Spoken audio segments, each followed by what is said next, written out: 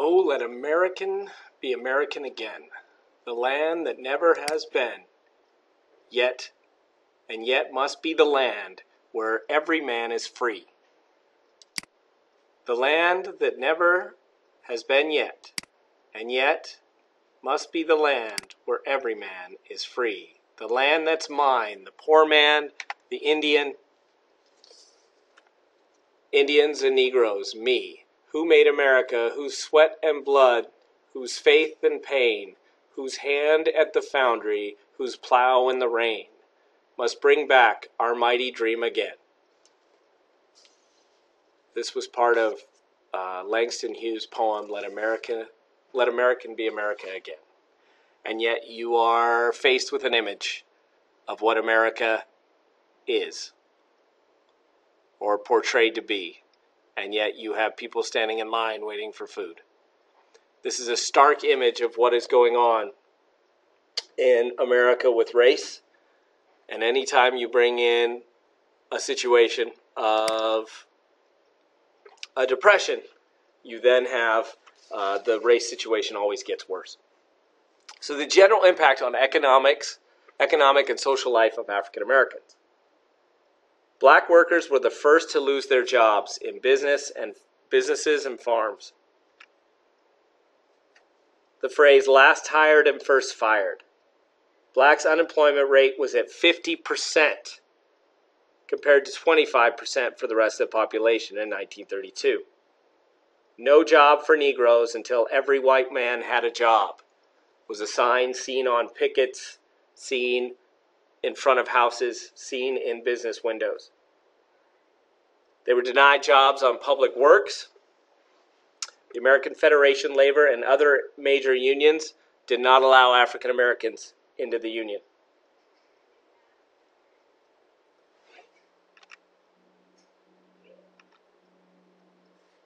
The number of lynchings, which is an illegal hanging, raised in 1933 to 28 people who were illegally hung in the United States.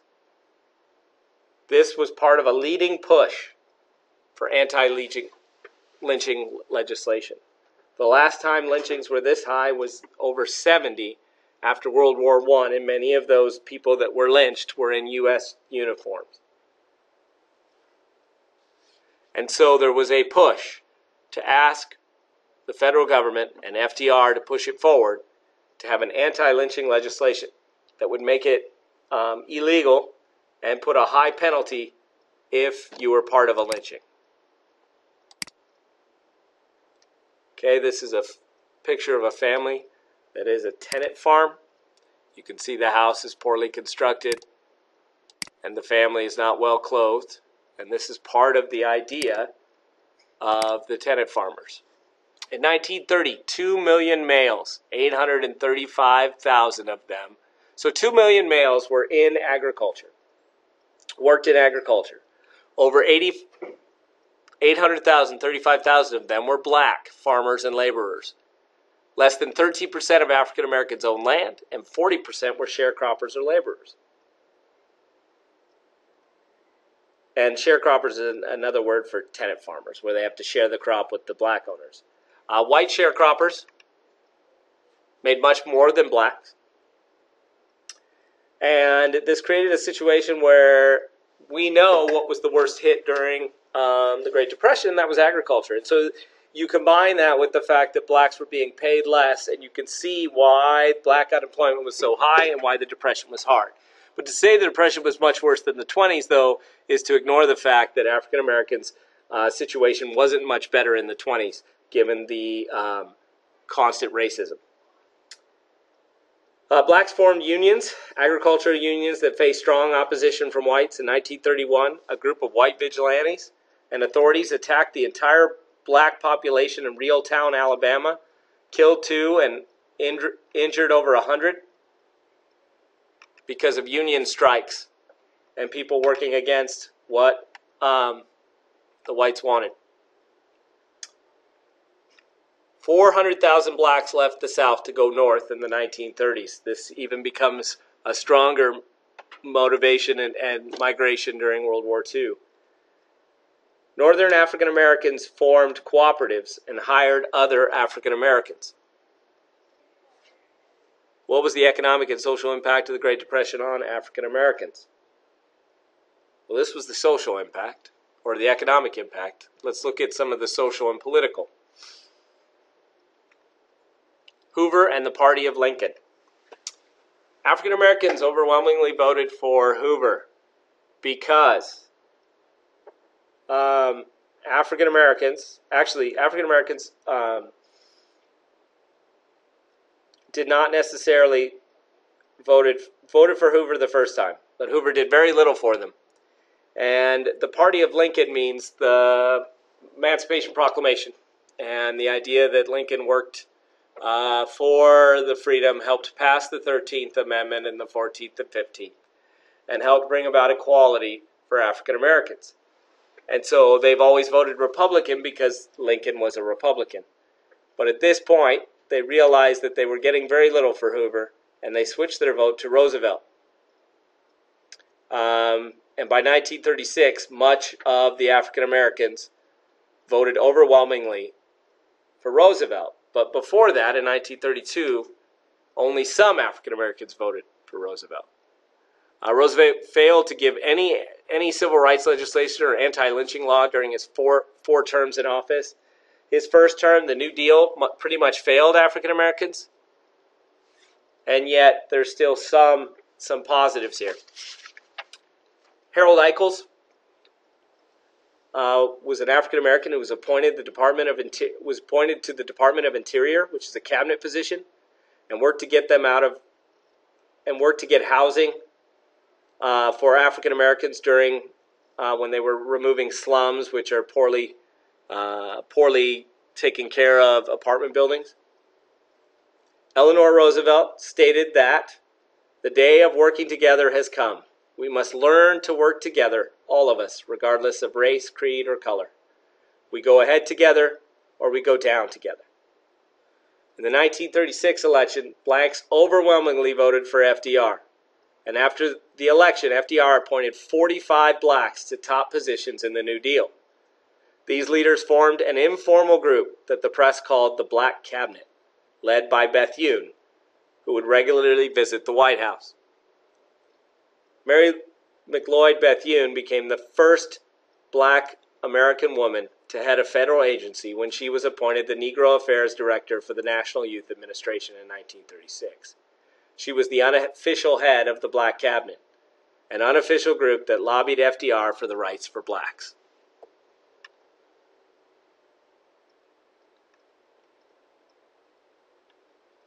As you can see in this picture, there are signs here. Why spend where you can't earn? Why buy where you can't work? That all men are created equal. We ask you, are they? If Negro men can carry guns for Uncle Ham, surely they can drive milk wagons for Bowman Dairy. Don't buy where you can't work. This is a grassroots campaign. The strategy targeted those white merchants who primarily served a black community but refused to hire black employees. In New York City, the Reverend John H. Johnson formed citizen leagues for fair play.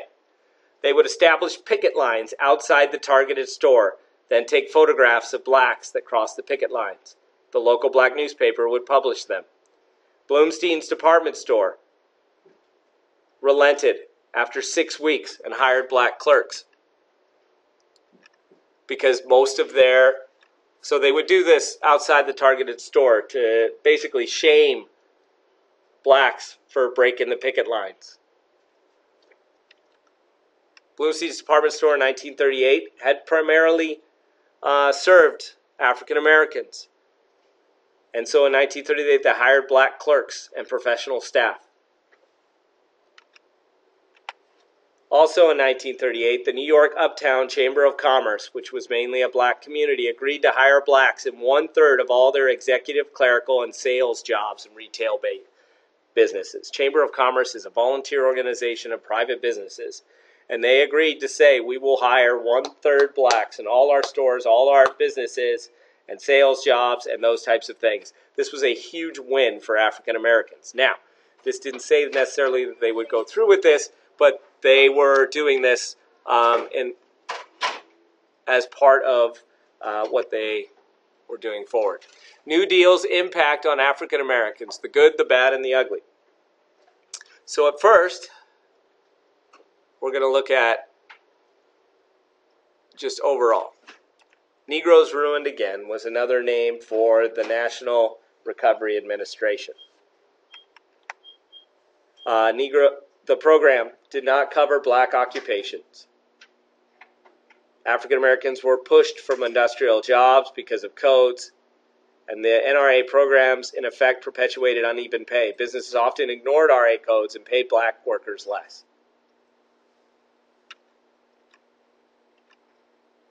And a lot of the programs are tenant farmers, maids, and those types of jobs that weren't covered by the NRA, and the codes did not cover those, was the majority of where they were. Businesses often ignore RA code and pay black workers less. All right, continue with the ugly. The TVA, blacks barred from construction and management jobs, barred from the TVA model towns created to house the workers, and black tenant farmers forced to leave their land. In each of these cases, blacks were basically discriminated against in this New Deal. The only thing they benefited from was cheap electricity, and the black tenant farmers that had to leave their land oftentimes did not get any compensation for what they were leaving. The Agricultural Adjustment Administration reduced income for black Americans. Most of the black-owned farms were small, which meant that they couldn't leave anything unplanted. And so they received no government payments. But that's just not a neutral thing. That actually puts them behind other farmers who have larger amounts of land and then could benefit. So many black farmers could no longer afford to keep their land, and actually black ownership of farmland goes down during the first part of the New Deal. Sharecroppers in the South declined from 390,000 in 1930 to less than 300,000 by 1935, as many of these white landowners would jettison the black farmers and pocket the payments for themselves.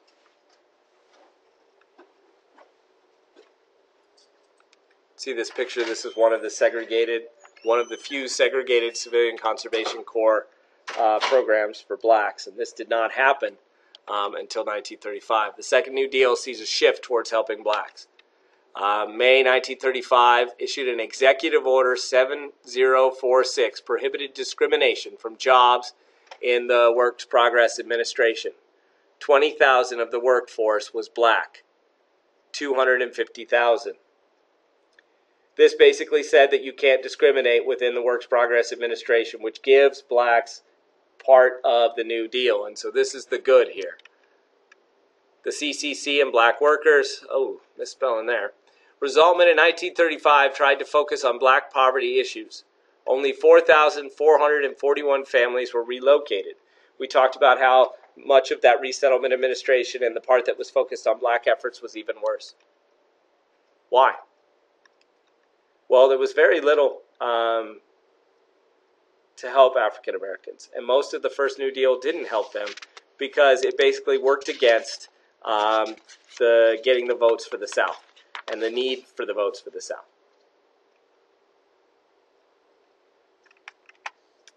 A couple other things. Some unions gave black assistance by hiring them and also looking out for their interests. United Mine Workers and Automobile Workers of America all hired or allowed African Americans to enlist. Socialists also helped organize black politically to unionize and push for the anti-lynching bill. However, in 1935, there was a race riot in Harlem, a rumor that police beat a black Puerto Rican spread and blacks began looting white stores. That rumor turned out to be untrue, but this alerted FDR to many of the problems that African Americans were facing and how the nation was on just a slippery slope and a dangerous place when it came to African Americans. And so Roosevelt believed that something needed to be done, and that's why in 1935 many of the things that happened because of some of these situations. Ellen Woodward. oversaw the work of 450,000 women through the Women's and Professional Project of the Workers' Progress Administration. This is what she said in a women's conference in 1936. I wonder whether women in this country, and men too, realize what the creation of Women's Division in such a program signifies. It means that the administration is determined that women shall receive their fair share of work, and that it has made special provision for the enforcement of that policy. When the president said that no able-bodied citizens were allowed to deteriorate on relief, but must be given jobs, he meant women as well as men. Harry Hopkins, our federal administrator, has repeatedly stated that needy women shall receive equal consideration with needy men. As evidence that this policy is being carried out, there was a study made about 6 or 8 months ago, and it was found at that time 53% of all men who were eligible for work were working, and 53% of all women who were eligible for work were also working. And at this particular time in the new program, approximately 65% of the employable women are now at work, and the new projects are rapidly being put into operation to take care of the additional number who are eligible, showing that there was hope for women. However, I would not say that the Great Depression raised the situation or changed the situation for women. During the Great Depression, women's average pay was $525 as compared to $1,027 for men doing the same job. Women were mainly in service industries. They worked as clerks, they worked as maids, they worked in places where they were not given the same high-paying jobs and oftentimes were looked down upon. Many women were teachers. A 1930-1931 National Education Survey reported that 77% of 1,500 school systems would not hire married women. They would only hire single women. The idea that the married woman, her man, should be providing for the family. That was an undercurrent assumption during this time. But if 25% of all men eligible for work are out of work, then the woman needs to work, and they weren't given the opportunity. 63% of school districts fired women teachers if they were married. They had to get rid of teachers because of the loss of income, and so they would often fire the married women first. By 1939, restrictions against hiring women existed in 84% of insurance companies, 65% of banks, 63% of public utilities. Section 213 of the Economy Act, married persons could not be employed by the federal government at the same time. Let's take a more look at that act. So Section 213 of the Economy Act stipulated that married persons could not be employed by the federal government at the same time. Notice it does not say that the woman needs to be fired. Although more than 1,600 government employees who resigned were fired women. Women were then forced out, and it was a much higher percentage than men who were fired. But what does this do when the federal government is saying, okay, we're going to hire women? And we looked earlier that the school districts were getting rid of them, and banks were refusing to hire them, and utility companies were refusing to hire them. And they can all point back to this 1933 act and say, well, the federal government was doing it, why shouldn't we? And that puts the federal government in a situation where they're basically saying, go ahead and fire married women. They required female government employees to take their husband names upon marriage immediately, and seemed to give private industry and other public employers the right not to hire or dismiss married women. And so this puts women in a tough situation. Roosevelt appointed Frances Perkins as the head of the Department of Labor, first woman cabinet member in the history of the United States. This is significant as we have our first African American as the Department of Interior. We have our first woman as the head of the Department of Labor.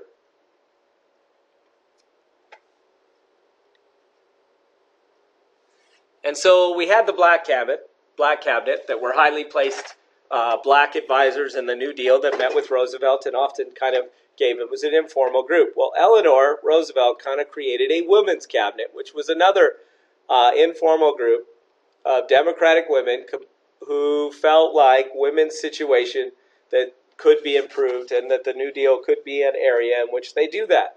And so they compiled a list of women they felt deserved appointments in Roosevelt's new administration. And Eleanor then lobbied her husband to get these people in these places. Eleanor constantly worked to get women hired within the administration. In 1936, the U.S. Supreme Court ruled on birth control.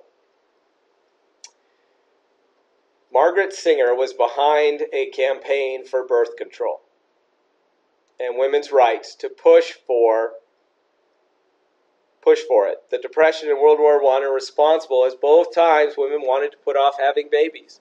The birth rate goes down during the Great Depression. During hard times and during this situation, women often don't want to get pregnant. Now, birth control was worked against because it was seen as immoral. It was seen as a sin. It was seen as something that would allow women to have sex at will and would be seen as totally immoral at this time in the 1930s. However, the Supreme Court said that doctors could distribute information on birth control and allow women to make the decision on their own. The Depression and World War I are responsible, as both times women wanted to put off having babies. The good of the New Deal. Many of the second New Deal agencies hired social workers. By 1939, women were 19% of the government employees, and women were the majority of the social workers. Women made up almost 45% of the Works Progress Administration. Ellen Woodward's program, Frances Perkins and Claire Beer facilitated the passage of the labor standards and legislation with the Fair Labor Standards Act, which included women. But the Fair Labor Standards Act of 1938, with its minimum wage and maximum hour provisions, however, did not apply to domestic or farm workers. And many working women were cooks or maids and were also working on farms. And so in that case, many times women did not receive the rights that or a lot of the rights that were given to them. Mary McLeod Bethune became the first Black American woman to head a federal agency, the Negro Affairs Director for the National Youth Administration, 1936. Other women headed other major New Deal agencies. And so in this case, you're seeing women kind of rise or take a better chance, or take a higher role.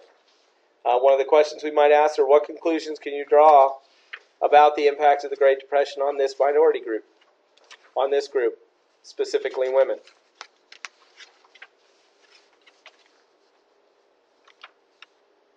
The bad.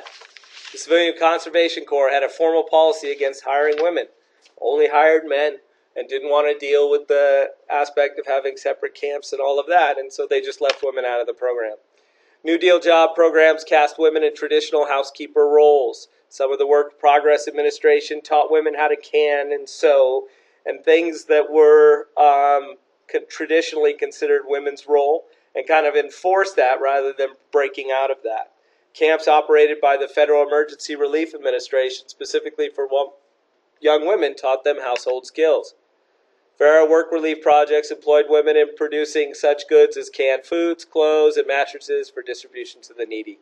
And so in many of these cases, you're seeing women and the traditional roles being reinforced. I think there were rights won for the women during the Great Depression, but I think to say that the Great Depression was a time where women really moved forward is incorrect. It was hard. And in this case, but the Fair Labor Standards Act of 1938 with minimum wage and maximum hour provisions did not apply to domestic workers or farm workers. So, this is the end of our podcast on African Americans and women. And I think you can see that the Great Depression was both hard on women and African Americans. And when we look at the family, we'll see that divorce rate actually went down, but not because there was less divorces. There was actually a higher separation of men. Women were forced to not only work, but also care for the house. And so there was a lot of pressure put on women during the Great Depression. And although there were some gains, I think we can say that the Great Depression was a hard time for women. And although African Americans made some gains and began to set the grassroots for the civil rights movement and some of the civil rights activities during World War II, I think we can still say that this was a hard time for both groups.